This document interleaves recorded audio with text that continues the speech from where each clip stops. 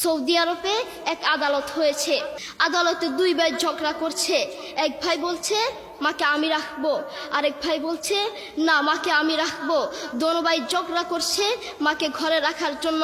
এরপর এক ভাই মাকে নিয়ে চলে যাচ্ছে, আরেক ভাই মাটিতে গড়া দিতে দিতে অবস্থা খারাপ। সৌদি আরবে আদালত হয় মা বাবাকে ঘরে রাখার জন্য, আর আমাদের দেশে আদালত হয় মা বাবাকে ঘর থেকে বের করার জন্য, ঠিক কিনা? যুবক, তোমাকে বলছি, তোমার বন্ধু তোমার আপন নয়, তোমার বউ তোমার আপন নয়, তোমার শ্বশুর শাশুড়ি তোমার আপন নয়। এই পৃথিবীর বুকে আপন হলো তোমার মা এবং তোমার বাবা। করোনা আসার পরে প্রমাণ করে দিয়েছে কে আপন। এক মেয়ে তার মাকে ফোন করে বলছে, মা আমার স্বামীর করোনা হয়েছে। মা বললেন সাবধান, তার কাছে যাবি না, আমি সকালে সিএনজি পাঠিয়ে দিব, তুই টপ করে সিএনজিতে উঠে যাবি।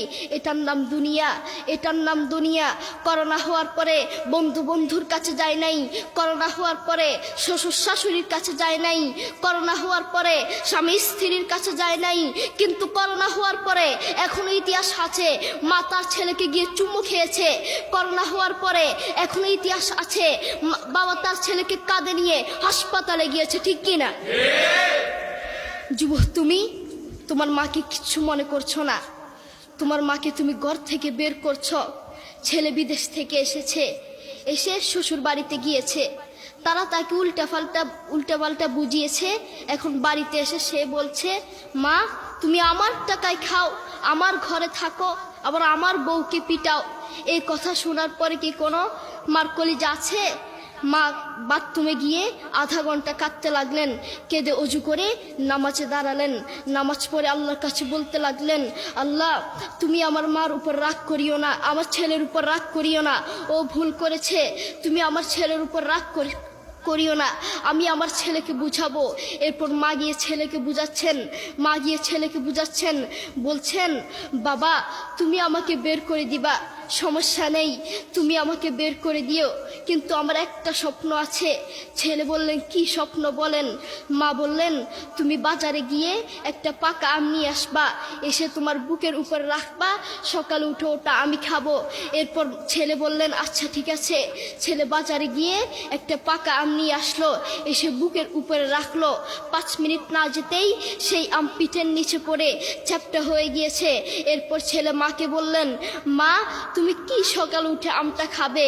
ওটা 5 মিনিট না যেতেই পিঠের নিচে পড়ে চ্যাপ্টা হয়ে গিয়েছে। এরপর মা চোখের পানি ছেড়ে বলল, বাবা আমি আসলে তোকে খাওয়ার জন্য বলি নাই, আমি আম খাওয়ার জন্য বলি নাই, আমি তোমাকে বুঝার জন্য বলেছি। তুমি আজ একটা রাত এই আমটা রাখতে পারো নাই, আমটা বুকের উপর রাখতে পারো নাই, আর আমি সেই তোমার দুঃখিনী মা যে 1 বছর 2 বছর নয় 3 বছর নয় পাক্কা 5টা বছর এভাবে তোমাকে রেখেছি। আমিও যদি তোমার মতো এভাবে ঘুমাতাম, তুমিও তো আমার পিঠের নিচে পড়ে চ্যাপ্টা হয়ে যেতা। এরপর ছেলে চোখের পানি ছেড়ে বলল, মা আসলে আমি বুঝতে পারি নাই তুমি কি জিনিস আসলে আমি বুঝতে পারি নাই।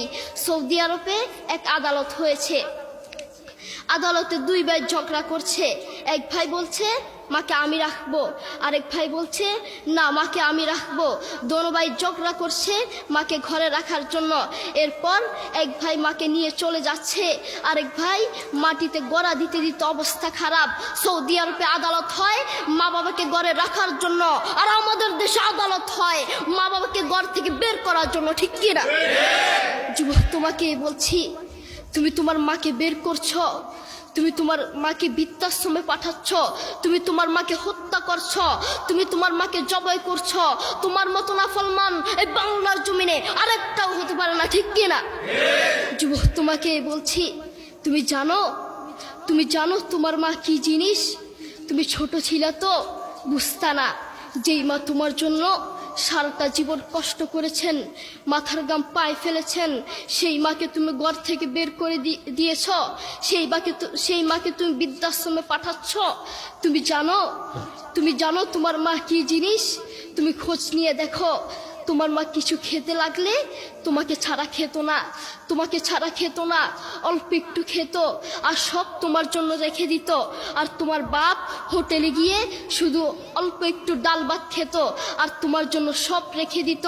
তোমার মার তোমার প্রতি এত মায়া, তোমার বাবার তোমার প্রতি এত মায়া, সেই বাবাকে তুমি ঘর থেকে বের করছ, সেই মাকে তুমি ঘর থেকে বের করছ, বৃদ্ধাশ্রমে পাঠাচ্ছ। তোমাকে আল্লাহর সামনে আসামির কাঠগড়ায় দাঁড়াতে হবে।